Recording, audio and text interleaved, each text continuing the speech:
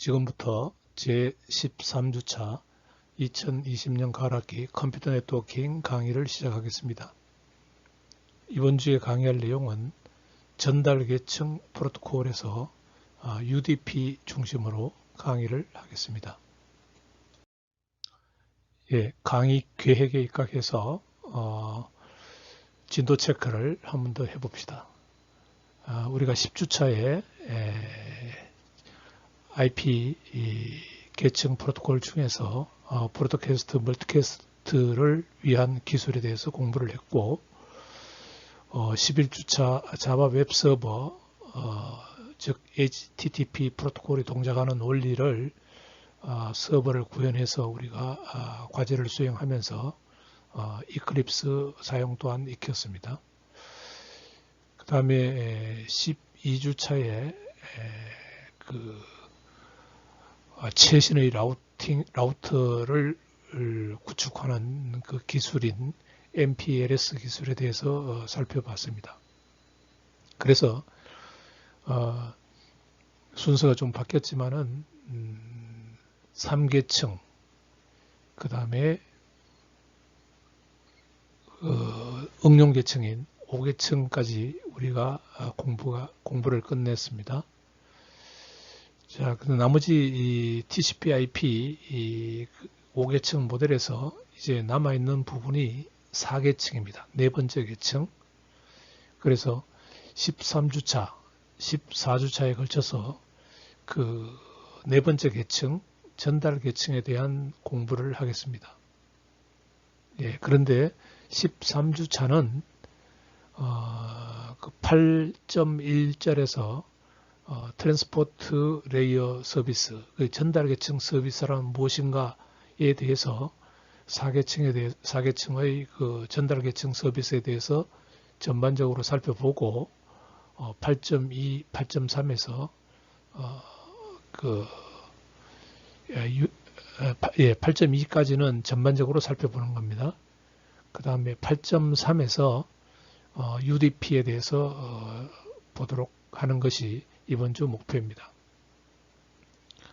그 다음에 14주차에 가면은 8.4, 8.5, 8.6, 8.7, 8.8, 8.9 이것이 모두 TCP에 관한 이야기입니다.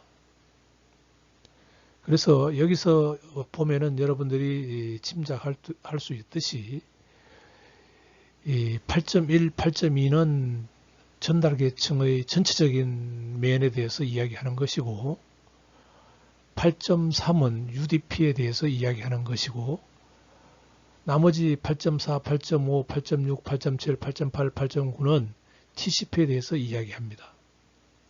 그 말은 뭐냐 하면은 UDP는 그만큼 간단하다는 거죠.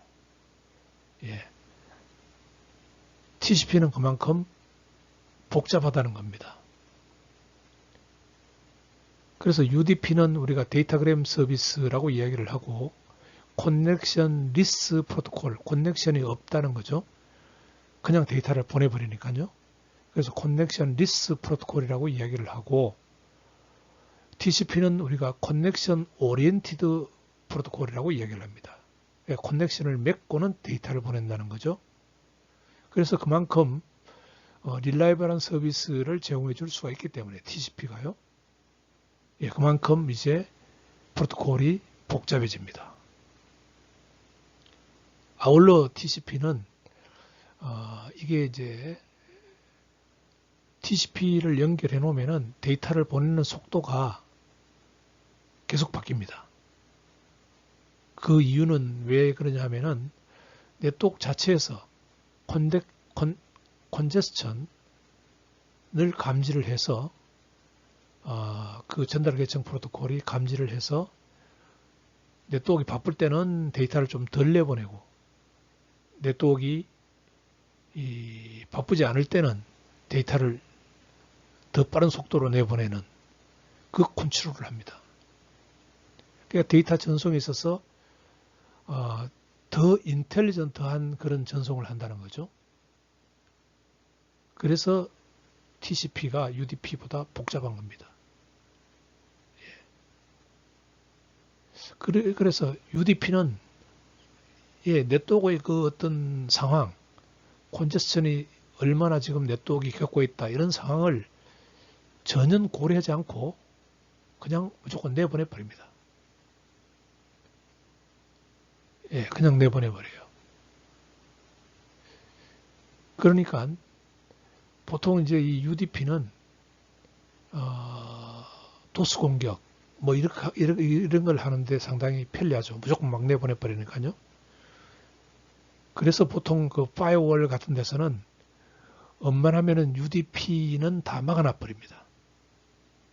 UDP를 사용하는 포트에서 들어오는 데이터는 다 막아놔 버립니다. 막아놔 버리는 이유가 이게 전혀 네트워크 상황을 고려하지 않고 그냥 막 보내는 거기 때문에 그렇습니다. UDP 특성 자체가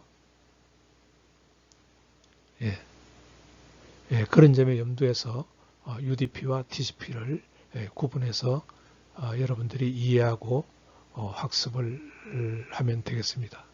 그래서 13주차에서는 TCP의 전반적인 그런 서비스에 대해서 이야기를 하고 그 다음에 UDP에 대해서 공부를 하도록 하겠습니다. 예, 13주차 학습 내용입니다. 13주차에서는 예, 참고로 밑에 그 12주차라고 나오네요. 그게 바뀌지 않았는데 예, 틀렸습니다. 13주차.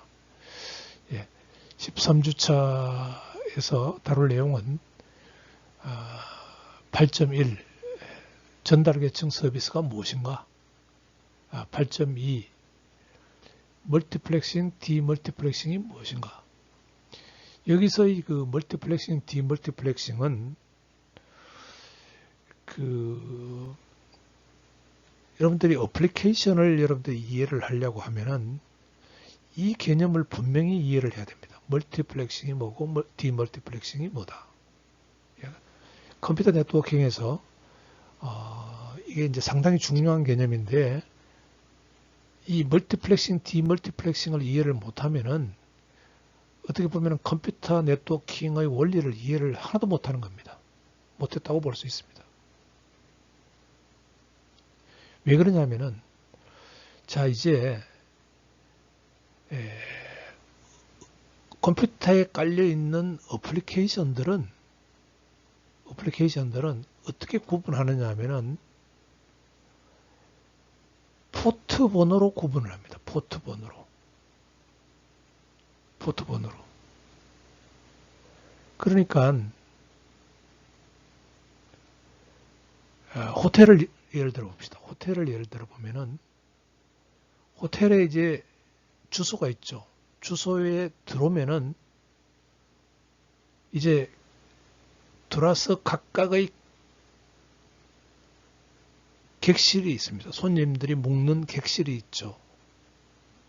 객실의 방 번호가 있습니다. 근데 여러분들이 예를 들어서 어떤 그 객실에 찾아갈 때 택시를 탔다고 합시다. 그러면은 택시 운전수한테 어디 가자 그럽니까? 호텔 주소를 이야기하고 호텔 가자 그러죠. 구글을 찾을 때도 그러고요. 호텔 주소를 가지고 찾아갑니다. 일단 찾아가서 그 호텔에 가서 주소를 찾아서 호텔에 가서 그 다음에 호텔을 들어가서 객실로 이제 올라갑니다. 그게 디멀티플렉싱입니다. 그러니까 호텔 객실 넘버가 포트 넘버인 거죠. 어플리케이션 하나하나가 호텔 객실입니다. 그 다음에 호텔의 정문의 주소는 IP 주소입니다. 호스트 어드레스, 호스트 IP 주소. 그게 호텔 주소입니다. 주소. 그 호텔 주소를 찾아와서 그 다음에 객실로 이제 찾아가죠. 그 10명이 이제 버스에서 내렸다고 합시다. 이제 공항에서 뭐 이렇게 어떤 힐튼 호텔에 간다. 인천공항에 내려가지고 간다. 10명이 이제 간다고 합시다. 그러면 힐튼 호텔에 가는 공항버스를 타고 힐튼 호텔 주소로 달려가겠죠. 10명이. 그래서 힐튼 호텔까지 왔어요. 주소를 가지고, 이제 IP 주소를 가지고 호스트까지 왔다는 거죠. 그러면 거기서 이제 10명이 각각 자기가 예약한 방으로 이제 뿔뿔이 흩어져서 갈 거 아닙니까? 그게 이제 포트 넘버를 찾아가지고 그 포트 넘버로 가는 겁니다. 그게 디멀티플렉스입니다. 10명이 같이 왔다가 이렇게 각각의 자기 방으로 뿔뿔이 흩어지는 거죠, 이제. 그게 디멀티플렉싱. 반대 개념으로 호텔에서 이제 또 그 손님 10명이 각자 방에서 묵었다가 이제 인천공항으로 비행기를 타러 간다고 합시다. 그러면은 방에서 나오겠죠. 같은 시간에 만약 출발한다고 하면은 방에서 나와서 각자 방에서 나와서 그 다음에 호텔 입구에서 만나가지고 버스를 타고 이제 인천공항으로 갑니다. 그 개념이 멀티플렉싱입니다. 그러니까 서로 다른 포트에서 왔지만은 그게 같이 하나로 버스를 공항 가는 버스를 탈 때는 그게 섞여버리는 거죠. 섞여버리는 겁니다. 그게 멀티플렉싱입니다. 그러니까 이 멀티플렉싱, 디멀티플렉싱 개념을 컴퓨터 네트워킹에서 이해한다는 것은 정확하게 IP 어드레스와 포트 넘버와 어플리케이션 간의 그 관계를 정확히 이해한다는 것을 알 수 있습니다. 그런데 이제 어플리케이션이 들이 버스를 탈 때까지 그 포트 넘버 또 버스에서 내려서 각 객실로 갈 때까지 그 포트 넘버 관리 그거를 누가 해주느냐? 멀티플렉싱, 디멀티플렉싱을 누가 관리를 해주느냐? 전달 계층이 해주는 겁니다. 전달 계층. 예, 거기에 대해서 공부를 하고 그 다음에 8.3 UDP 커넥션 리스 프로토콜에 대해서 공부를 하도록 그렇게 하겠습니다. 그래서 이게 지금 13주차 강의 내용은 슬라이드 숫자로 보면은 조금 작습니다. 조금 작은데 이 8.1, 8.2가 전체적인 그 트랜스포트 레이어 서비스란 무엇이냐, 멀티플렉싱, 디멀티플렉싱이 무엇이냐 하는 것은 여러분들 UDP, TCP를 세부적으로 공부하기 전에 여러분들이 잘 이해를 해야 되는 그러한 개념이기 때문에 좀 천천히 그렇게 8.1, 8.2에 대해서는 보도록 그렇게 하겠습니다. 참고로 13주차, 14주차에 대해서 전체적으로 공부해야 될 내용입니다. 참고만 하세요. 트랜스포트 레이어 서비스, 전달 계층 서비스요. 그 트랜스포트 레이어 서비스는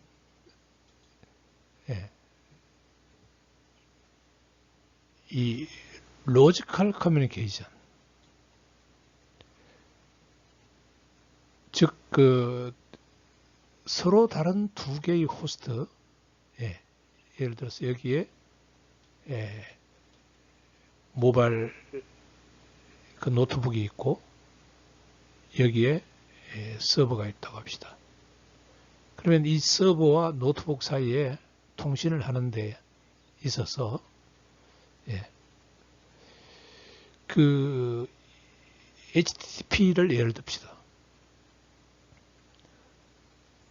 예, 노트북에 여기에 어플리케이션이 브라우저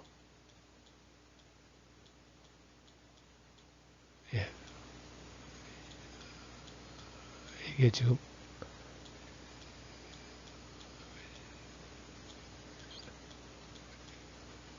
잘 타이핑으로 못하니까요. 내가 이렇게 글자가 어떤 그림을 그리니까 이렇게 됩니다. 이해하세요? 예, 이 브라우저가 어플리케이션이 있고 그 다음에 이 곳에 어플리케이션이 웹서버 웹서버가 돌아간다고 합시다. 여러분들 그 실험한 웹서버가 돌아간다고 합시다. 그러면 이 서로 다른 호스트죠. 하나는 이 브라우저가 있는 컴퓨터고 하나는 웹서버가 돌아가는 서버 컴퓨터고 두 개의 그 서로 다른 디퍼런트 호스트 사이에서 돌아가는 어플리케이션 프로세서 즉 브라우저와 웹서버 어플리케이션 그 여러분들이 구현해 봤죠. 그 두 개의 어플리케이션 사이에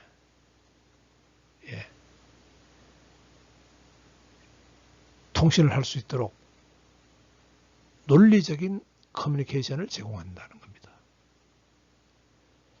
그러니까 실질적으로 왜 여기서 로지컬이라는 말을 쓰느냐 하면은 실질적인 통신은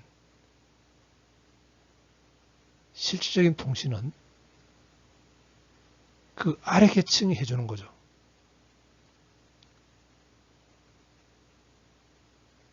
데이터그램 서비스를 하는 직접 패켓이 직접 가니까요. 그 IP 계층.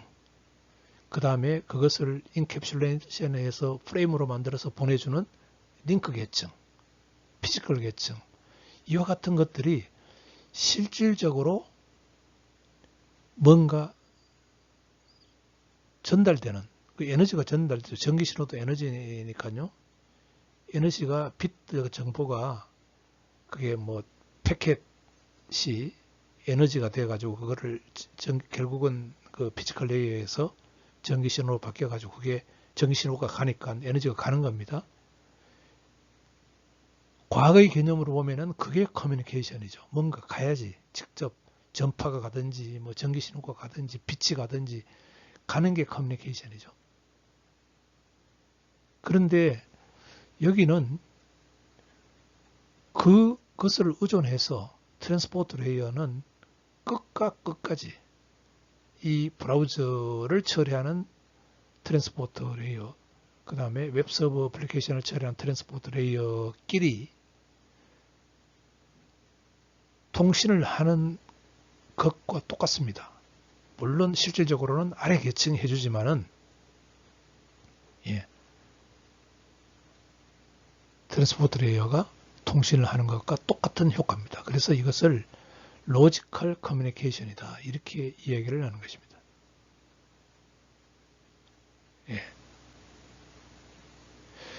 그 다음에 그 트랜스포트 프로토콜은 엔드 시스템에서만 들어갑니다. 엔드 시스템. 중간에 라우터에는 전달해주는 라우터 IP 계층이 주인 그 IP 라우터에는 이 트랜스포트 레이어 프로토콜이 없습니다. 여기 없죠. 보면은 네트워크 계층이 제일 마지막 계층입니다. 네트워크 계층이 라우터에는 네트워크 계층이 제일 마지막 계층입니다. 그 다음에 보내는 측에서는 샌더 사이드. 이 트랜스포트 레이어가 하는 일이 메시지가 아주 크면은 그것을 적당한 크기로 세그먼트로 잘라줘서 네트워크 레이어로 보내줍니다. 이전 슬라이드에서 내가 그 네트워크 레이어 서비스를 이제 데이터그램이 가는, 직접 패켓이 가는 그런 서비스인데요. 그 힐튼 호텔에서 이제 버스 손님을 싣고 가는 버스를 생각해 봅시다. 그럼 버스에 40명이 탈 수 있다고 합시다. 네트워크 레이어가 제공할 수 있는 패켓 크기가 40명이 실어 나올 수 있다고 합시다. 그러면은 어플리케이션에서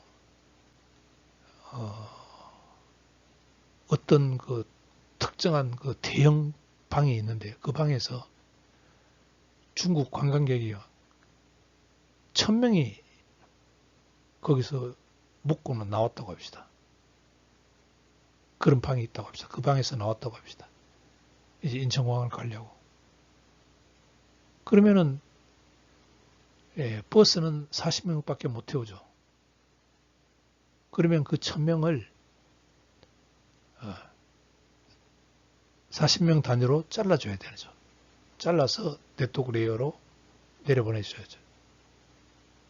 그 역할을 40명씩 잘라서 네트워크 레이어에 보내주는 역할을 트랜스포트 레이어가 하게 되는 겁니다. 그거를 이제 우리 네트워크에서는 break application message into segment, 세그먼트로 나누어주고, 그 다음에 pass to network layer, 네트워크 레이어로 넘겨준다, 이렇게 이야기를 합니다. 반대로 이제 그 사람들이 버스에 타고 이제 각각 뭐 20대의 버스에 나눠 타고 왔다고 합시다. 그러면 트랜스포트 레이어에서는 그 사람들을 다시 버스에서 내리면은 이렇게 다시 재조립해서, 재조립한다는 것은 이제 다시 1000명으로 이렇게 묶어가지고 그거를 어플리케이션 레이어로 올려줍니다. 그걸 이제 리어셈블 세그먼트다, 이렇게 이야기를 합니다. 그래서 어플리케이션 레이어로 올려주는 거죠. 패스 투 어플리케이션 레이어, 이렇게 얘기합니다. 그와 같은 그 트랜스포트 레이어 프로토콜은 두 가지가 있습니다. 즉 어플리케이션들에게 제공 가능한 트랜스포트 레이어 프로토콜은 인터넷에서는 TCP 아니면은 UDP입니다. 두 가지 종류의 프로토콜이 존재하고 있습니다. 트랜스포트 계층과 네트워크 계층, 트랜스포트 계층은 4계층이고 네트워크 계층은 3계층입니다. 여기서 어떻게 통신이 일어나는지 봅시다. 여기서 이제 로지컬이라는 말이 사용되고 있는데요.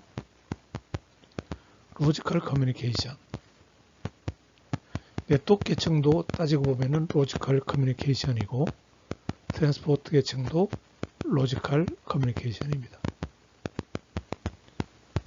그 로지컬 커뮤니케이션이라는 이야기는 통신은 통신인데 간접적으로 이제 통신하는 겁니다. 예를 들어서 문재인 대통령하고 미국의 새로 대통령이 된 바이든 미국 대통령하고 통신을 하는데 두 사람이 직접 전화기에 대고 통신을 하면은 그건 그냥 커뮤니케이션이죠. 그런데 한국의 외무부 장관과 미국의 외무부 장관이 한국에서는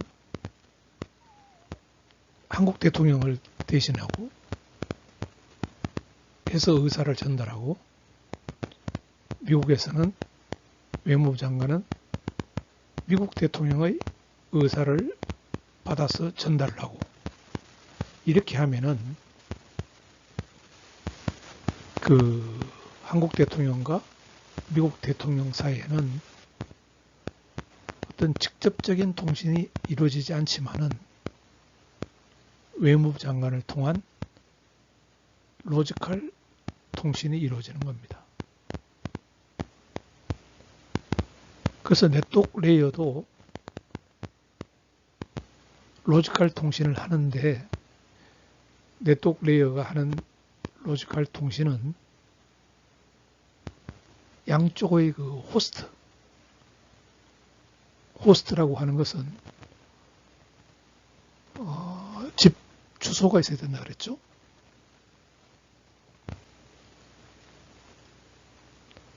예, 예를 들어서 서울에 있는 어떤 호텔로 갑시다. 그러면은 그 기사는 호텔 정문까지만 가면 됩니다.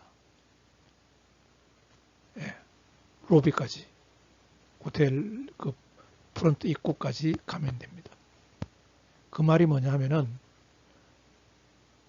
호텔이라고 하면은 호텔 그 주소가 대변을 하는 거죠. 마찬가지로 컴퓨터 호스트라고 하면은 그 IP 주소를 가진 네트워크 계층, 그거를 호스트라고 이해하면 됩니다. 그래서 네트워크 레이어는 그 네트워크 계층과 네트워크 계층, 목적지 네트워크 계층과 소스, 보내는 측 네트워크 계층 간의 로지컬 커뮤니케이션을 구성하는 것입니다. 트랜스포트 레이어는 프로세스 간의 로지컬 통신을 제공하는 것이죠. 프로세스란 것은 어플리케이션입니다. 이전 슬라이드에서 예를 들었듯이 호텔로 치면은 객실 하나하나입니다. 포트넘바이에서 구분되는 객실 하나하나를 이야기하는 거죠. 그래서 그 프로세스가 객실 하나하나에서 돌아가고 있는데, 그 객실과 객실을 연결해 주는 것이, 그게 트랜스포트 레이어 로지컬 커뮤니케이션이 되겠습니다. 그래서 그 둘 간의 관계는, 트랜스포트 레이어 로지컬 커뮤니케이션은 어디에 의존하느냐 하면은 네트워크 레이어 로지컬 커뮤니케이션에 의존하게 되는 거죠. 예. 아까 내가 예를 들은 그 한국 대통령과 미국 대통령 사이의 로지컬 커뮤니케이션은 장관에게 의존하고, 장관 간의 로지컬 커뮤니케이션에 의존하고, 외무부 장관은 또 밑에 있는 차관 시켜가지고 또 할 수도 있는 거고요. 로지컬 커뮤니케이션에 의존할 수 있는 거고. 예, 그렇게 관계가 된다는 겁니다.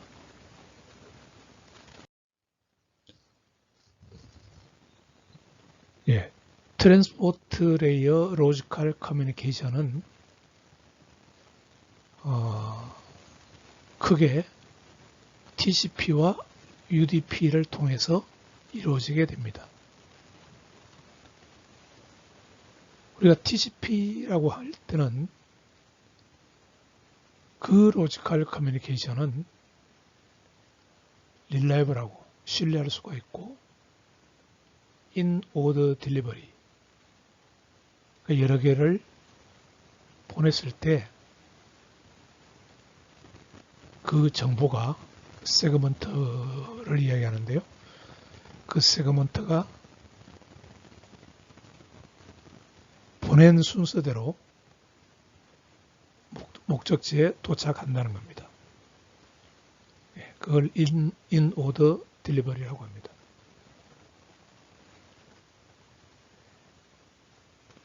이렇게 신뢰성 있고 in order delivery가 가능한 이유는 TCP가 크게 봐서 세 가지 기능을 제공하고 있기 때문입니다. 첫째, 컨제스션 컨트롤을 해줍니다.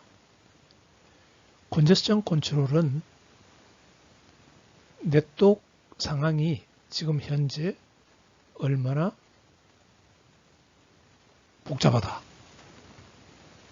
즉 네트워크에 트래픽이 얼마나 몰려있다 하는 것을 봐서 내가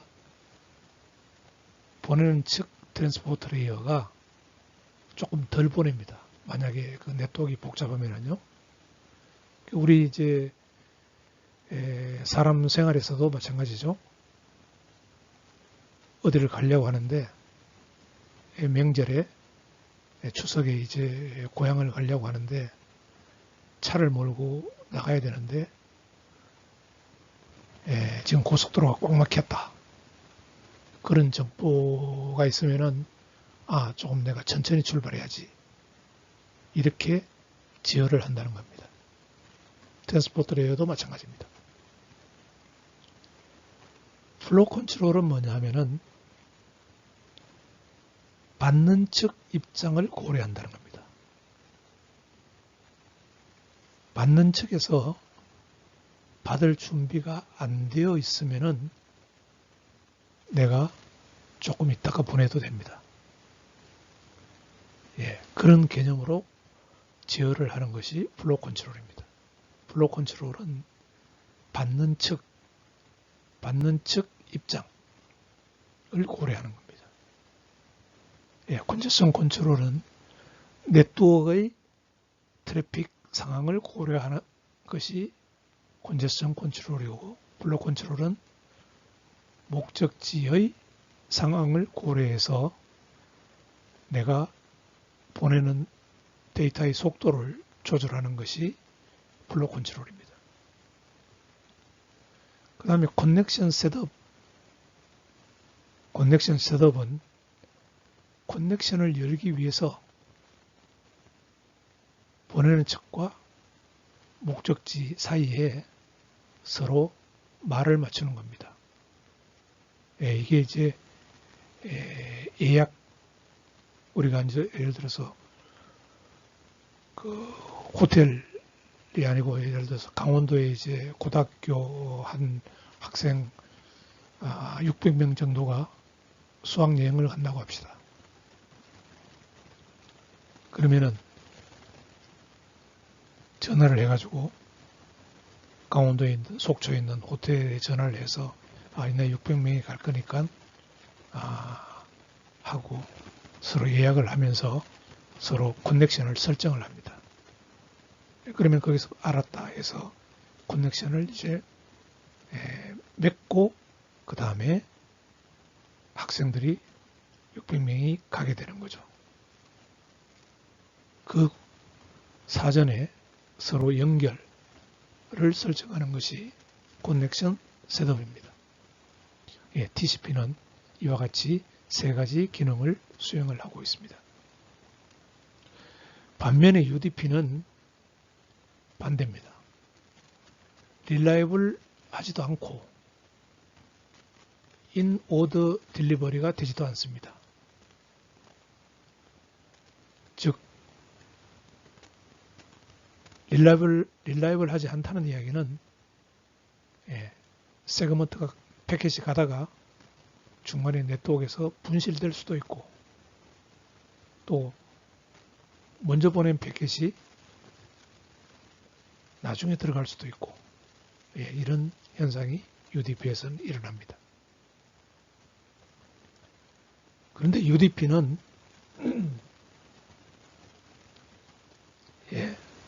하는 일이 별로 없기 때문에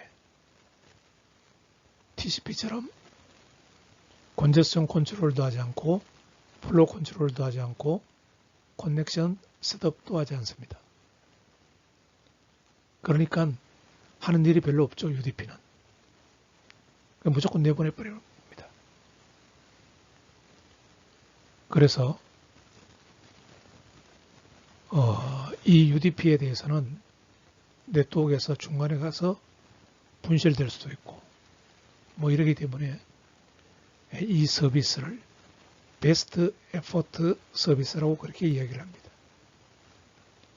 네트워크 입장에서는 UDP 패킷에 대해서는 최대한 성심성의껏 전달 서비스를 해주면 되는 것이지, 만약에 라우터가 바쁘거나 버퍼 공간이 없거나 그러면은 UDP는 그냥 버려버립니다.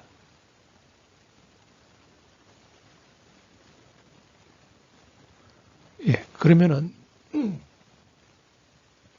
TCP는 그러면은 그 딜레이는 이제 그 목적지가 가는데 걸리는 시간이죠. 소스로부터 목적지까지 패킷이 가는데 걸리는 시간. 그 다음에 밴드위드스는 1초당 몇 개의 패킷을 소스에서 목적지까지 보낼 수 있느냐 하는 두 가지 면에서 TCP건 UDP건 보장을 해주지는 못합니다. 예, 오직 TCP는 릴라이블하고 순서에 맞게 들어가는 것, 목적지로 세그먼트들이 가는 것을 보장을 해줄 뿐이지, 시간이 얼마 안에 내보내주겠다. 그 다음에 최소한 1초에 몇 개의 세그먼트는 내가 도착하게 해주겠다 하는 그러한 보장은 해주지 않습니다. UDP도 마찬가지로 안 해주고요. 예.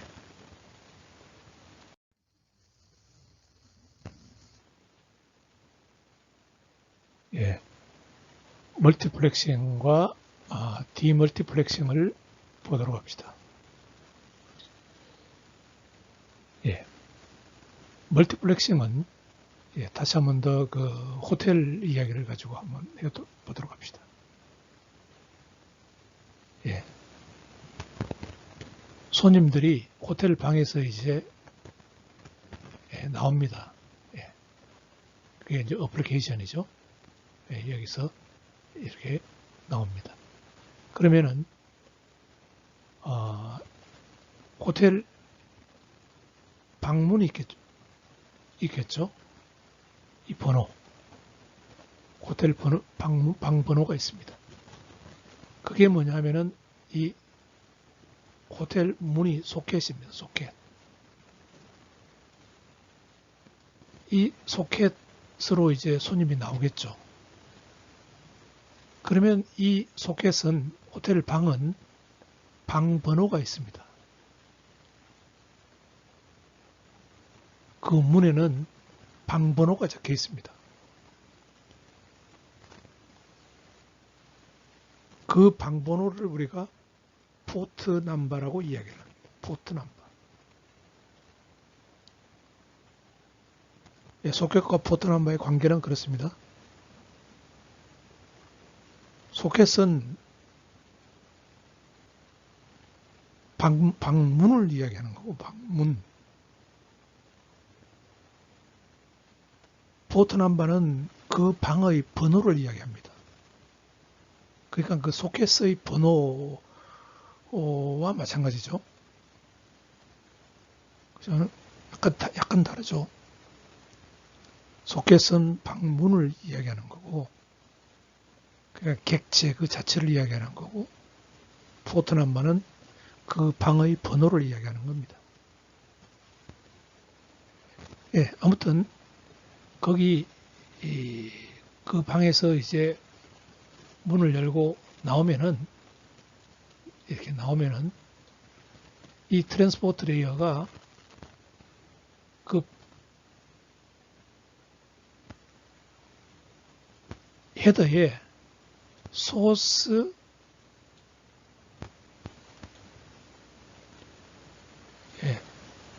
소스 포트 넘버, 그 다음에 목적지 찾아갈 곳의 포트 넘버. 예, 이 두 개를 적어서 트랜스포트 헤더에 이거를 붙입니다. 예, 이 정보를 두 개를. 예. 그러니까 사람이 이렇게 방에서 나오는 사람한테 이렇게 명찰을 다는 것과 같습니다. 소스 포트 넘버와 어느 방에서 나왔다. 그 다음에 목적지는 목적지에 가서 어느 방으로 들어간다 하는 그 정보를 명찰을 이렇게 갖다 붙여줍니다. 그 사람의 가슴에다가. 그런 후에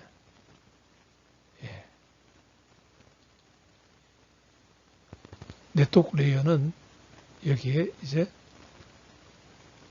이렇게 버스가 있다고 합시다. 직접 실어 나르는 네트워크 레이어 버스가.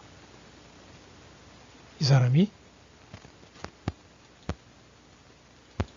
이곳으로 타게 되겠죠. 이렇게 이 버스를 탑니다. 그러면 이 버스는 어떤 정보를 가지고 있느냐 하면은 버스는 소스 IP, 예. 이 버스는 지금 어디를 출발해서 목적지 데스티네이션 IP, 예. 목적지 IP 주소는 뭐다 하는 이 정보를 여기 앞에다가 버스 앞에다가 붙이고 손님을 다 태워서 출발하게 됩니다. 자, 그러면은 여기서 이제 이 방에서도 올 수 있을 거고요. 예. 또 어플리케이션이 이쪽 방에서도 똑같이 이렇게 해서 이 버스를 탈 수도 있을 거고, 또 뭐 이 방에서도 내려와서 이 버스를 탈 수도 있을 거고. 그래서 버스에서 보면은 서로 다른 방에서 나온 것들이 명찰은 서로 다른 걸 달고 있죠. 그게 이렇게 섞여 버립니다. 그게 멀티플렉스입니다. 그 다음에 이제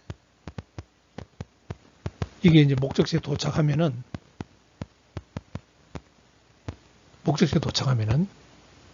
만약에 이것들이 다 이쪽으로 향했다고 합시다. 예. 이렇게 와서 이쪽으로 향했다고 합시다. 즉,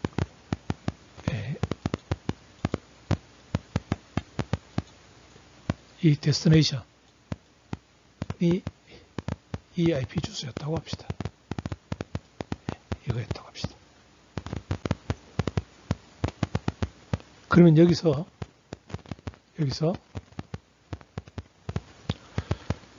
이 데스티네이션 포트 넘버를 보고 이 트랜스포트 레이어는 데스티네이션 포트 넘버를 보고 해당 목적지로 구분해서 올려주게 됩니다. 예, 데스티네이션 포트 넘버가 목적지의 방번호이기 때문에 그 방으로 올려주게 됩니다. 분리해서 너는 이 방으로 가고 너는 이 방으로 가고 너는 이 방으로 가고 이렇게 구분해서 올려주게 됩니다. 예, 그때 구분하는 게 트랜스포트 계층의 헤더에 있는 그 데스티네이션 포트라는 필드 값을 보고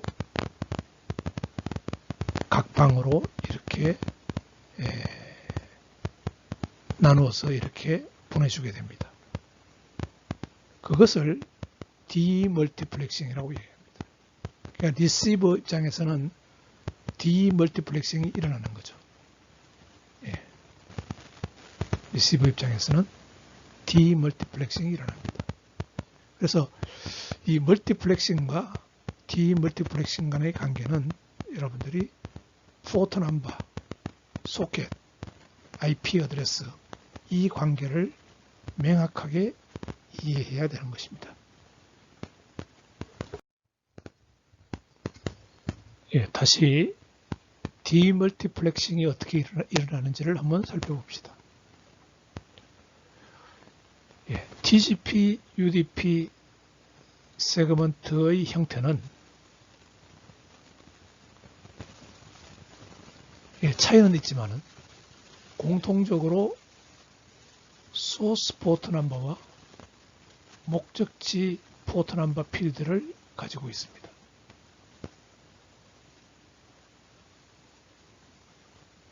그래서 호스트가 IP 데이터그램을 받으면은 이제 호텔에 공항으로부터 버스가 한 대 도착했다고 합시다. 버스가 IP 데이터그램이죠. 버스 하나가 왔어요. 그런데 그 버스에는 뭐가 적혀 있느냐 하면은 소스 IP 어드레스와 데스티네이션 IP 어드레스가 적혀 있습니다. 만약에 공항에서 힐튼 호텔로 왔다, 도착했다. 고 하면은 소스 IP 어드레스가 공항이 되고 데스티네이션 IP 어드레스가 힐튼 호텔이 되겠죠. 그게 버스에 적혀 있습니다. 그래서 이 도착한 데이터그램은 트랜스포트 레이어로 올려줍니다. 그러면 그 트랜스포트 레이어에서 그 버스에 아까 타고 있었던 그 사람들의 명찰을 보는 거죠. 명찰을 보고 세그먼트 소스 포트 넘버와 데스티네이션 포트 넘버를 확인을 합니다. 그래서 관계되는 그 데스티네이션 포트 넘버 방으로 이 내용물을 보내주게 되는 것입니다.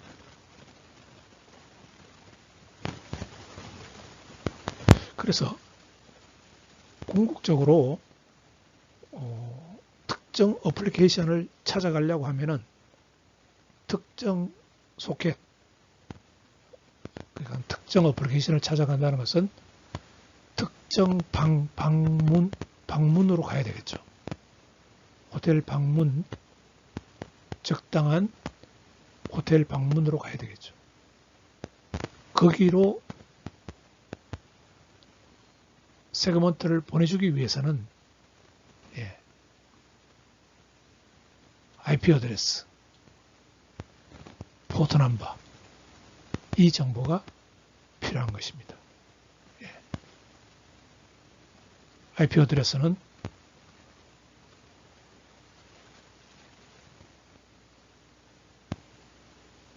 대문까지, 호텔 정문까지 오는데 필요한 정보고, 포트 넘버는 방까지 이제 도착하는데 필요한 정보가 됩니다.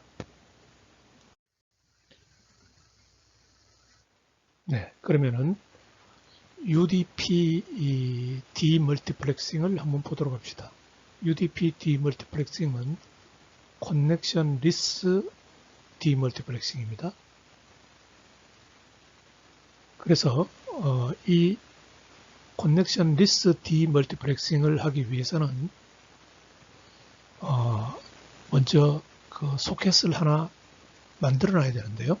예를 들어서 이제 힐튼 호텔에 객실 방을 하나 만들어 놔야 되겠죠. 손님을 받을 방을 하나 만들려면은 12534라는 그 방 번호를 갖는 그 데이터그램 소켓을 mysocket1이라는 이름으로 만듭니다. 이게 이제 생성을 하는 건데요. 소켓을 생성하는 그 자바 코드입니다. 그래서 이렇게 해서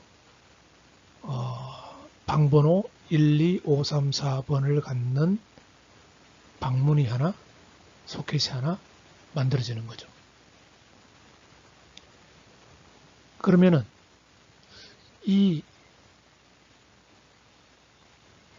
힐튼 호텔에 있는 12534번의 방번호를 갖는 이 방으로 손님을 보내려고 하면은 보내는 측에서는 그 UDP 데이터그램을 만들 때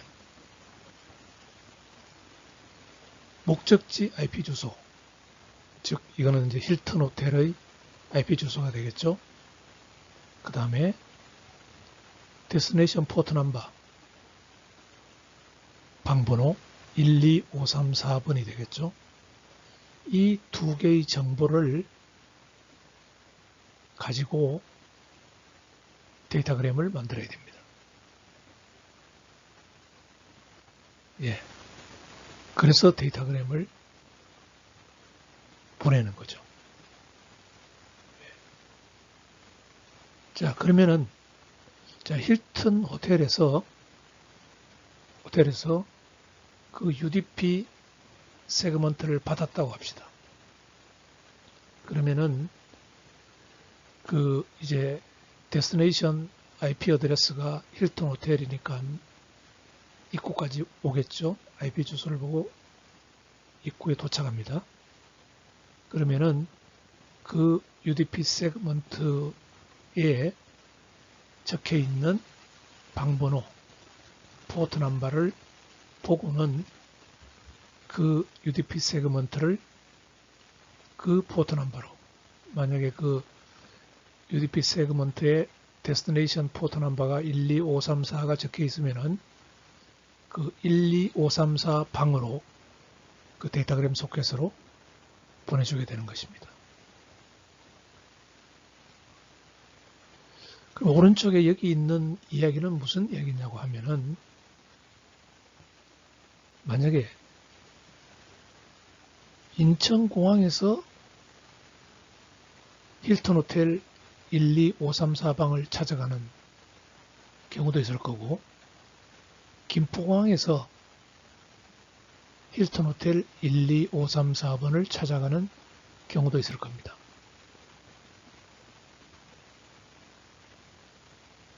두 경우 모두 힐튼 호텔에서 12534방으로 똑같은 방번호로 들어가게 됩니다. 예, 이게 UDP 디멀티플렉싱의 특징인데요. 그러니까 힐튼 호텔 UDP 방은, UDP 소켓은 누구든지 그걸 와서 그 방 번호만 언급하면 그쪽으로 갈 수 있는 겁니다. 예. 예, 거기에 비해서 TCP 디멀티플렉싱을 한번 보도록 합시다. TCP 디멀티플렉싱은 커넥션 오리엔티드 방법입니다. 예, 다시 이야기하면은 TCP 디멀티플렉싱은 아까 내가 힐튼 호텔에 어떤 1, 2, 3, 4, 5, 6이라는 방번호가 있다고 합시다. 그러면은 힐튼 호텔 주소, 그 다음에 힐튼 호텔 1, 2, 3, 4, 5, 6 방번호, 그 다음에 출발하는 곳의 인천공항이라 그러면은 인천공항의 주소, 그 다음에 인천공항에서 어디에서 출발하는지 방번호, 출발지 방번호, 포트 넘버, 이 네 가지 정보가 맞아야지만이 힐튼 호텔에 와서 1, 2, 3, 4, 5, 6 방으로 들어갈 수가 있게 되는 겁니다. 아까 UDP는 목적지가 힐튼 호텔 방번호만 맞으면 무조건 그쪽으로 들어갔죠. 어디서 오는가 상관없이요. 그렇지만 TCP 소켓은 그 네 가지 정보, 즉 출발지 IP 주소, 소스 IP 주소, 그 다음에 출발지 포트 넘버, 힐튼 호텔 주소, 힐튼 호텔 방번호, 이 네 가지 정보가 있어야지만이 하나의 TCP 소켓이 만들어지는 겁니다. 그래서 디멀티플렉싱은 어떻게 일어나냐? 힐튼 호텔에 도착한 그 데이터그램이 1, 2, 3, 4, 5, 6 방으로 가기 위해서는 이 네 가지 정보가 맞아야 됩니다. 그래야지만이 그 방으로 갈 수가 있게 되는 겁니다. 그래서 이 네 가지 정보에 의해서 만들어진 것을 우리가 뭐라 그러냐면은 TCP 소켓이라고 이야기를 하는 겁니다. UDP 소켓은 단지 거기에 포트, 방문에 번호만 붙여가지고 문을 하나 만들어 놓고 누구든지 그 방으로 들어올 수가 있게 해놓은 거고, TCP 소켓은 이 네 가지 정보가 맞아야지만이 그 방으로 들어갈 수가 있게 되는 겁니다. 그래서 이 네 가지 정보를 포터폴리라고 그렇게 이야기를 합니다.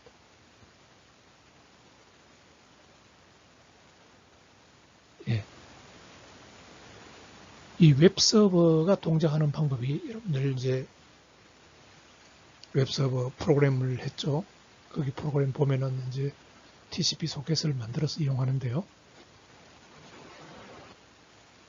그 TCP 소켓, 웹서버가 이용하는 TCP 소켓은 이제 브라우저에서 고객들이 많이 해오면은 여러 개의 서로 다른 소켓을 만듭니다. 각각의 소켓은 물론 이 네 가지 정보로 이루어지죠.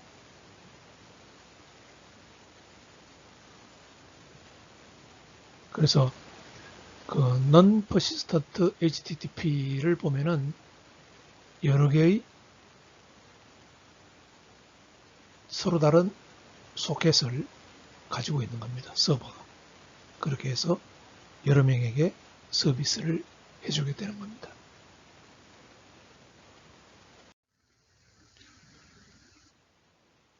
예. 커넥션 오리엔티드 디먹스, TCP에서 디먹스가 어떻게 되는지 한번 보도록 합시다. 예, 4개의 정보에 의해서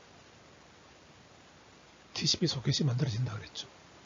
그래서 이 왼쪽 걸 보면은요, 여기에 호스트가 하나 있고 어플리케이션이 돌아가고, 여기에도 호스트가 있어서 어플리케이션들이 돌아가고, 여기도 돌아갑니다. 자, 그러면은 이게 지금 이 서버 쪽을 이야기하는데요. 서버 쪽을 이야기하고 있는데, 자, 그러면은 이쪽 호스트를 봅시다. 이쪽 호스트를 보면은 이 웹서버로부터 문서를 갖고 오기 위해서, 자, 여기에 포트 넘버, 그 다음에 여기에 IP 주소, 소스 IP 주소, 그 다음에 목적지 IP 주소, 그 다음에 목적지, 포트 넘버. 이 네 가지가 맞아 떨어져야지만이 이 소켓이 만들어지는 겁니다. 커넥션이 만들어지는 겁니다. 그래서 이 호스트가 가지고 있는 소켓도 네 가지 정보로 이루어졌다고 볼 수 있고요. 이쪽 서버가 가지고 있는 소켓도 네 가지 정보로 이루어졌다고 볼 수 있습니다. 그게 커넥션이 만들어진 겁니다.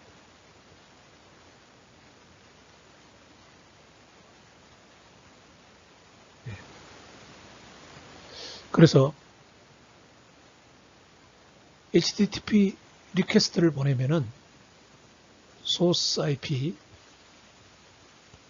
적힐 거고요. 포트 넘버가 적힐 거고요. 데스티네이션 IP가 적힐 거고 포트 넘버가 80번 이렇게 적힙니다. 그래서 이 네 가지 정보를 가진 데이터그램이 서버 쪽으로 향하게 되겠죠. 자, 웹에서 이제 리플라이, 응답을 보내줄 때 소스 IP는 웹 서버의 IP가 될 거고 포트 넘버는 소스 포트 넘버는 80번이 될 거고요. 데스티네이션 IP는 호스트 A의 IP가 될 거고 포트 넘버는 만약 이게 9157인 경우겠죠. 네. 9157이 됩니다. 그래서 이 네 가지 정보. 네. 이 헤더를 단 데이터그램이 호스트 A로 가게 되는 겁니다. 네. 다른 것도 마찬가지고요. 다른 것도 이제 보면은 이 어플리케이션과 이 어플리케이션이 통신을 할 때 여기서 소스 포트 넘버, 소스 IP 주소, 데스티네이션 IP 주소, 데스티네이션 포트 넘버 이렇게 되는 거죠. 이렇게 가는 방향에서는 이렇게 오는 방향에서는 이게 소스가 되고 소스 포트가 되고 이게 소스 IP가 되고 이게 데스티네이션 IP가 되고 이게 데스티네이션 포트 넘버가 되는 겁니다. 이렇게 TCP에서 디멀티플렉싱이 일어나게 됩니다. 디멀티플렉싱은 받는 입장에서 일어나는 거니까요. 받는 입장에서 어디를 보내주느냐 이걸 이야기하는 겁니다.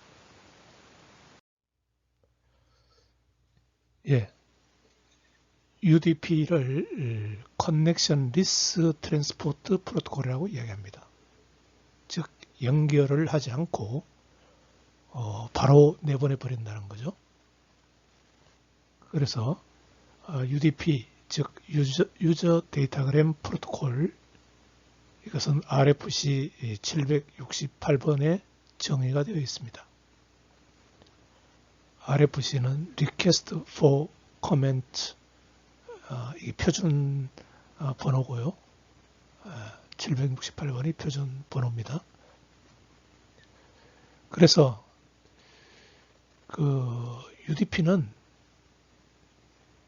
인터넷 프로토콜인데 이게 No Frills, Barebone 이게 그냥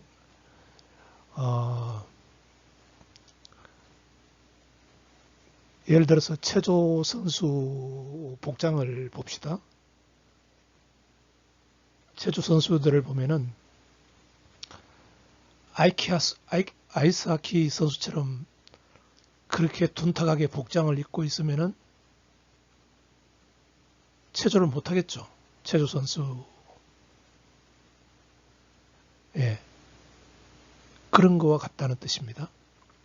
예, 체조 선수처럼 아주 날렵하게 꼭 몸에 밀착된 그 것만 수행하는 입고 있는 그런 프로토콜이라는 이야기입니다. 거기에 비해서 그 TCP는 아이스하키 선수들 복장처럼 그렇게 릴라이블하게 하기 위해서 아주 단단하게 복장을 갖추고 있는 게 TCP입니다. 그래서 UDP는 베스트 에포트 서비스만 하는 거죠. 다른 말로 이야기하면은 UDP 세그먼트는 네트워크를 가로질러 가는 과정에서 중간 라우터에서 분실될 수도 있고 또 목적지에 도달했을 때 순서에 맞지 않게 먼저 보낸 놈이 나중에 도착할 수도 있는 그러한 서비스입니다. 그러니까 네트워크는 자기가 할 수 있는 성심성의껏 최대한 서비스는 해주지만은 이 두 가지 문제가 일어나도 네트워크는 책임을 지지 않는다는 겁니다. 그래서 UDP는 한마디로 이야기하면은 커넥션 리스입니다. 커넥션을 열려고 하면은 TCP인 경우에는 샌더와 리시브 사이에 핸드세이킹, 이 핸드세이킹이 이제 서로 앞으로 잘 지나보자. 예를 들어서 뭐 이전 슬라이드에서 이야기한 학생들이 단체로 설악산에 수학 여행을 가는데 우리가 가니까 뭐 방을 몇 개를 예약해 달라든지 이런 식으로 서로 사전에 핸드세이킹을 하죠. 그런 과정이 없다는 겁니다. UDP인 경우에는 핸드세이킹이 없다는 겁니다. 그리고 UDP는 예를 들어서 내가 UDP 세그먼트를 뭐 100개를 보낸다. 그러면 각각이 완전히 독립입니다. 연관성이 전혀 없어요. 예, 독립적으로 하나하나의 세그먼트를 처리를 하게 됩니다. 그러면 UDP가 어떤 곳에 이용되는지 한번 봅시다. UDP. UDP는 뭐니 해도 멀티미디어 어플리케이션에 많이 이용합니다. 대표적인 게 VoIP죠. 인터넷 전화. 인터넷 전화 음성을 보내는데 UDP를 이용합니다. 그 이유는 음성은 우리가 예를 들어서 이 음성 데이터를 패켓으로 만들면은 1초에 뭐 한 20개 정도의 패켓으로 만들어진다고 합시다. 그러면은 그 20개 중에서 중간에 가다가 한 2개 정도는 분실되고 초당 20개를 보냈는데 2개는 분실되고 18개만 목적지에 도달해도 우리 음성을 복원하는 데는 상관이 없습니다. 그러한 어플리케이션을 로스 토러런트라고 이야기합니다. 그 다음에 레이트 센시티브란 것은 우리 인터넷 전화 음성을 보내는데 어떨 때는 뭐 네트워크가 초당 21개의 패켓을 전송해주고 어떨 때는 초당 19개를 전송해주고 어떨 때는 초당 10개를 전송해주고 이렇게 레이트 전송해주는 그 초당 패켓의 숫자 이게 들쑥날쑥합니다. 예. 그래서 그런 경우에도 UDP는 상관이 좀 얻게 됩니다. 여기서 내가 설명을 조금 혼동스럽게 했는데요. 레이트 센시티브란 말은 다시 정정하겠습니다. 음성 같은 경우에는 음성 데이터를 패킷으로 만들면은 무조건 보내는 측에서는 초당 20개의 패킷으로 만들어집니다. 음성 데이터가. 그러면은 보내는 입장에서는 이게 목적지에 잘 도착할지 안 할지 네트워크 사정에 따라서 달라지겠지만은 그것을 고려하지 않고 무조건 초당 20개를 보내버립니다. 목적지에 도달하는 것은 그쪽 사정이고 보낸 입장에서는 왜 음성 데이터는 우리가 말을 하면은 그 말이 예를 들어서 초당 20개의 패킷으로 만들어진다라고 하면은 무조건 20개는 보내야 되는 거니까요. 초당 20개를. 예, 그런 어플리케이션들을 우리가 Rate Sensitive Application이라고 이야기합니다. 예, 무조건 보내야 되는 거. 예, 이런 경우는 이제 리얼타임 그 스포츠 중계하는 유튜브로 스포츠 중계하는 그런 것도 마찬가지죠. Rate Sensitive입니다. 도착은 수신하는 입장에서는 그게 제대로 도착할지 안 할지 모르지만은 내보는 입장에서는 무조건 내보내야 됩니다. 그런 어플리케이션에 UDP가 사용되고요. 그 다음에 DNS와 SNMP는 조금 다릅니다. DNS는 여러분들도 잘 아는 바와 같이 도메인 네임 시스템이고 이름을 가지고 IP 주소를 찾아주는 것이고 SNMP는 Simple Network Management Protocol, 그래서 네트워크를 관리하는 프로토콜인데 이 경우에는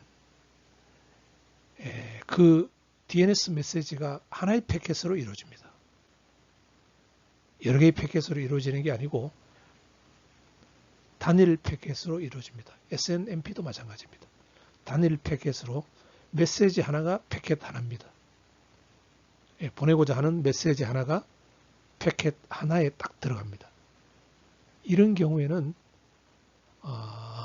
TCP를 사용하지 않고 UDP를 사용하게 되는데 그 이유는 이 하나의 패킷을 보낼 때마다 TCP를 연결을 설정하고 핸드쉐이킹을 하고 이렇게 하려 그러면은 너무 비효율적입니다.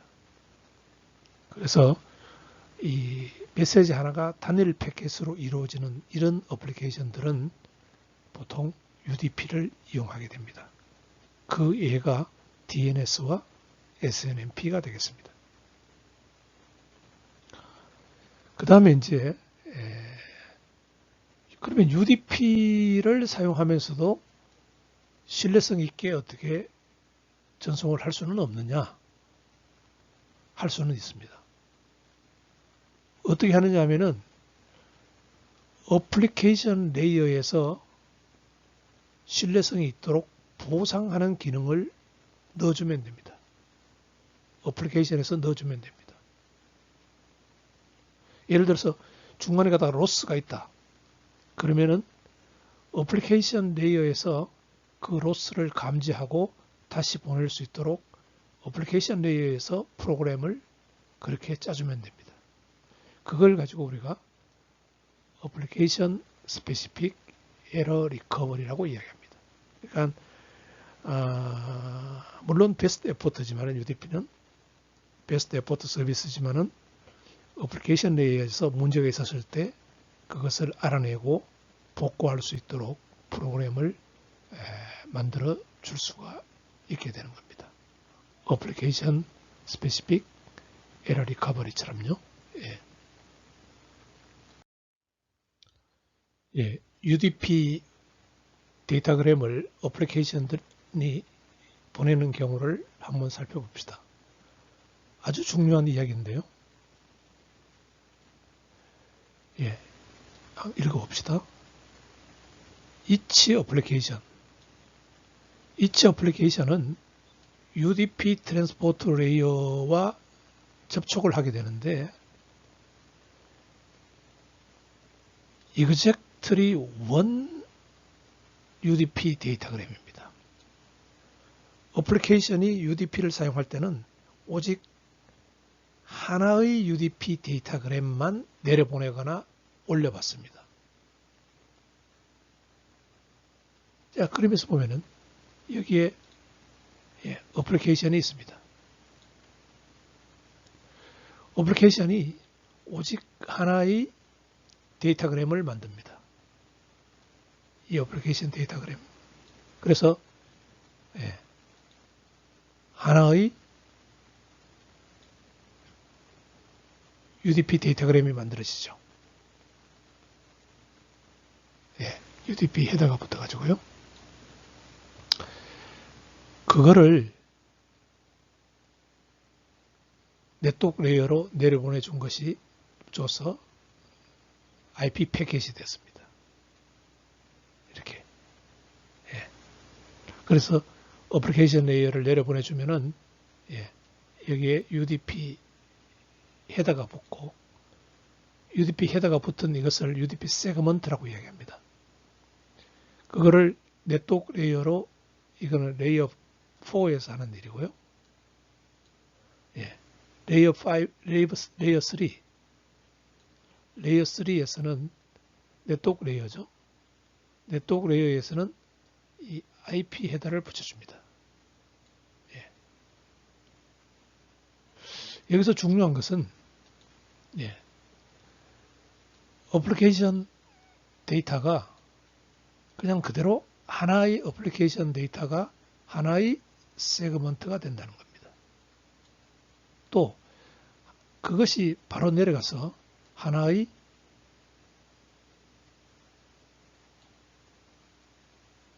패킷이 된다는 겁니다.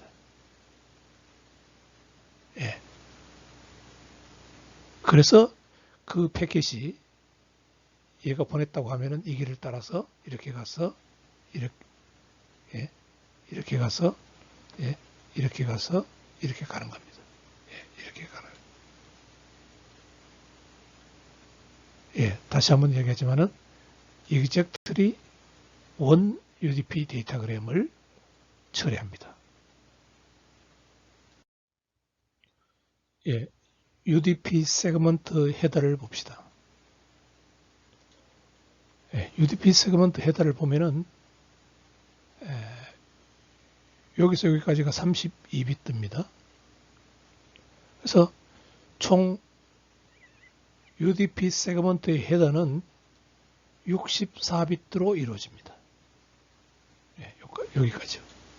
64비트. 중요한 것이 소스 포트 넘버 16비트, 목적지의 포트 넘버, 방번호, 목적 찾아갈 방번호 16비트. 랭스는 UDP 세그먼트의 크기입니다. 랭스, 바이트로 표시한 크기. 그 다음에 책섬은 에러를 체크할 수 있는 책섬 파트. 이렇게 64비트로 옷을 입고 있습니다. 아까 예를 든 체조 선수처럼 날렵하게 옷을 입고 있는 것이 UDP 세그먼트입니다. 그러면은 그 UDP 왜 그러면은 이렇게 날렵하게 옷을 입고 있는 UDP가 있어야 되느냐? 그 이유는 핸드쉐이킹이 필요 없다는 거죠. 커넥션 이스터블리시먼트, 연결을 설정할 필요가 없다는 겁니다. 그 말은 연결 설정 없이 내가 보내고 싶을 때 그냥 내보내버리면 됩니다. 커넥션 이스터블리시를 하는데 필요한 그 딜레이가 없어도 된다는 거죠. 시간 지연이 없어도 된다는 이야기입니다. 또 심플합니다. 간단합니다. 왜 간단하냐 하면은 샌더와 리시브 사이에 리시브는 스테이트가 없습니다. 커넥션 스테이트가 없습니다. 그러니까 이 스테이트가 없으니까 내가 누가 지금 연결을 맺고 있다 이 정보를 관리할 필요가 없는 거죠. 연결을 관리할 필요 없이 내가 누구와 정보를 갖고 있다 이런 연결을 갖지 않고 그냥 필요할 때 보내버리면 됩니다. 광고회사에서 보내는 거와 똑같습니다. 광고회사에서 뭐 찌라시 메일 같은 걸 보낼 때 평소에 내가 그 사람하고 광고회사에서는 그 사람하고 전혀 연결이 없습니다. 관계가 없는 거죠. 관계가 없는데 보내고 싶을 때 그냥 그 사람한테 스팸 메일을 보내버리는 겁니다. 광고회사 측면에서는 나를 관리를 하지 않고 있어요. 나에 대한 스테이트가 없습니다. 그러면서 보내버릴 수가 있다. 그러니까 샌더와 리시버 사이에 스테이트가 필요 없기 때문에 간단합니다. 그 다음에 여기 있는 것처럼 스몰 헤더 사이즈 64비트로 헤더가 간단합니다. 그 다음에 No Congestion Control. 그 네트워크 상황을 고려하지 않고 무조건 보내버립니다. 예, 추석에 이제 뭐 고향 가는데 현명한 사람들은 고속도로가 막힌다. 그러면은 내가 좀 나중에 출발해야지. 이런 개념이지만은 그게 TCP 개념이고요. UDP 개념은 무조건 나가는 겁니다. 뭐 네트워크 상황 고려 안 하고 고속도로 상황 고려 안 하고 내가 나가고 싶은 시간에 그냥 나가버리는 겁니다. 고향을 향해 출발을 해버리는 겁니다. 그래서 UDP는 blast away as fast as desired. 내가 원하는 만큼 데이터를 그냥 네트워크로 쏟아내기만 하면 됩니다. 내보내기만 합니다. 그게 잘 갈지 못 갈지 그거는 받는 사람 입장이고 보내는 입장에서는 무조건 내보내버립니다. 예, 그러한 개념이 있기 때문에 UDP가 또 그런 것에 맞는 어플리케이션에 사용될 수가 있는 겁니다. 예, UDP에 있는 그 책선 필드에 대해서 한번 알아보도록 합시다. 예, 통신에서 특히 이제 인터넷 통신에서 정보를 보냈는데 중간에 에러가 있는지 없는지를 체크할 수 있는 방법은 가장 원시적인 방법이 페리티를 이용하는 방법입니다. 페리티 체크. 페리티 체크는 7비트 ASCII 캐릭터 하나가 제대로 도착했는지 안 했는지를 페리티를 넣어가지고 1비트 페리티 비트를 넣어가지고 이븐 페리티인지 오드 페리티인지 넣어서 그게 맞지 않으면은 에러가 생겼다 하는 것을 알 수 있는 방법이 가장 원시적인 그 에러 체크 방법이었고요. 이어서 나온 방법이 이더넷에서 프레임을 만들 때 그 프레임을 보냈는데 그 정보가 중간에 가다가 빗 에러가 났는지 안 났는지를 체크할 수 있는 방법이 CRC 방법을 이용했습니다. 32비트 CRC 코드 사이클릭 리던던시 체크 코드라 그래서 그걸 넣어서 죄송해요, 야운츠님. 수연이라는 분은 연락처에 등록되어 있지 않습니다. 아이고 이게 아이폰인데 이게 자꾸 이상하게 반응을 해서 그렇습니다. 미안합니다. 그 CRC를 사용했습니다. CRC를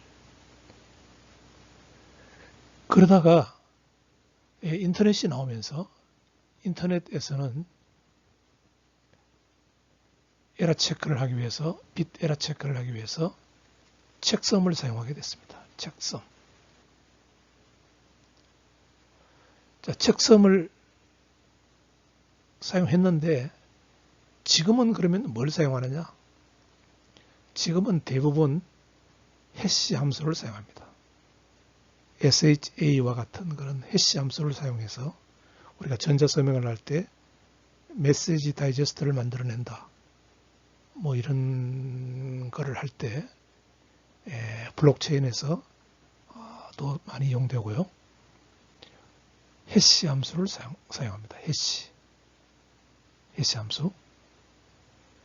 그래서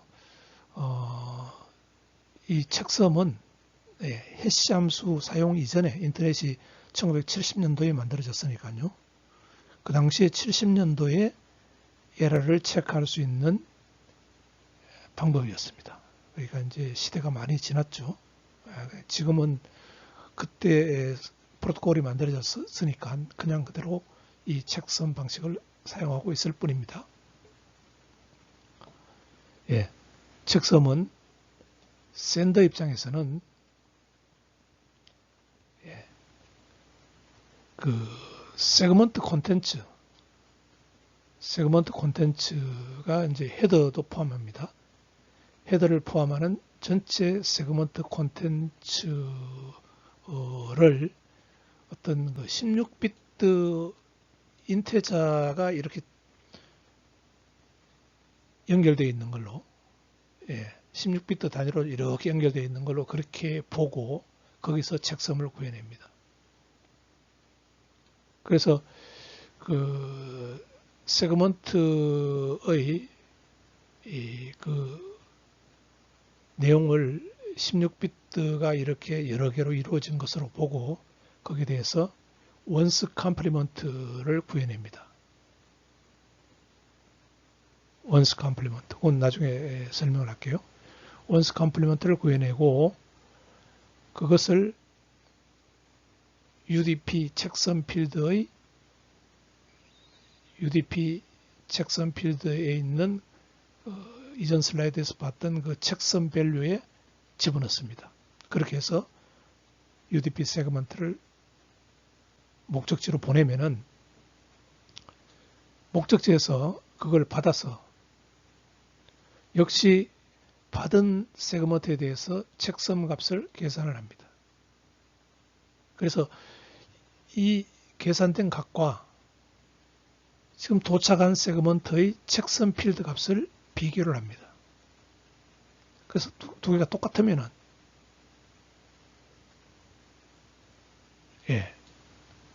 노 에러인 거고요. 만약에 두 개가 다르면 값이 다르면 에러가 나는 경우입니다. 그러면 뭐 에러가 났으면은 그 에러를 처리하는 방법은 별도의 문제입니다. 그거는 그냥 한번 이것은 읽어봅시다.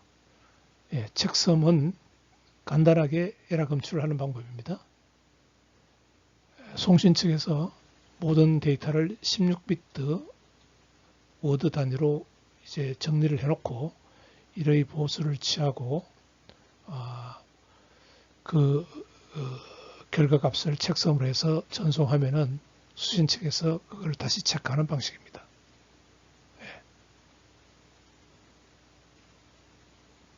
그래서 이게 이제 16비트 단위로 이제 검사합을 사용하는 방식이어서 간단하기는 하지만은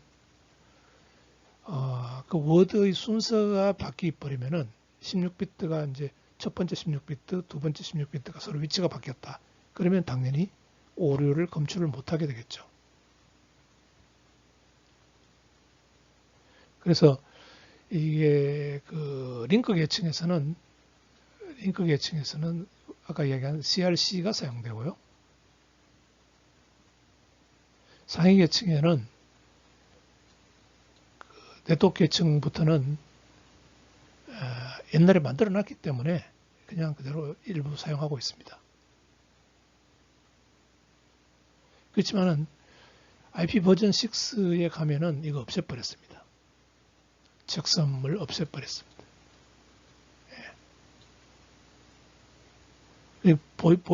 지금 보는 바와 같이 UDP 헤더에 일부 사용하죠. 그리고 왜 그러냐면은 이게 70년도에 만들어진 프로토콜이기 때문입니다.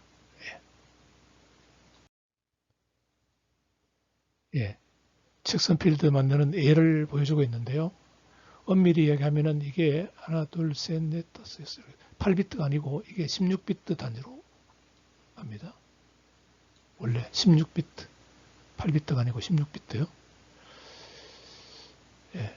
그래서 만약에 이와 같은 데이터를 보내고자 한다면은 이거를 이렇게 첫 번째 16비트 값, 두 번째 16비트 값 더하고 캐리가 나오면은 캐리를 뒤로 돌려주고 또 더하고 세 번째, 이 세 번째와 또 더하고 또 네 번째 16비트와 또 더하고 캐리가 나오면은 캐리를 여기에 넣어주고 해서 또 더하고 이렇게 해서 썸을 구합니다. 썸을 구해서 원스 컴플리먼트 이게 원스 컴플리먼트죠. 이걸 우리가 책섬이라고 이야기를 합니다. 그래서 이걸 책섬 필드에 넣어서 보내면은 받는 측에서는 똑같이 합니다. 받는 측에서는 이와 같은 데이터 보낸 것과 똑같죠. 보낸 데이터 똑같습니다. 여기 대해서 책섬 필드를 똑같이 구해보죠. 그렇게 해서 최종적으로 이 값이 나왔죠. 그러면은 이 값이 나왔습니다. 그러면은 도착한 패킷의 도착한 세그먼트의 책선 필드 값을 더합니다. 그게 요겁니다. 당연히 요게 요거죠. 그래서 더하니까 값으로 1111111이 나옵니다. 그래서 컴플리먼트를 취해보니까 0000이죠. 그러면은 오케이. 오케이가 되는 겁니다. 에러가 없다. 이렇게 판명되는 겁니다.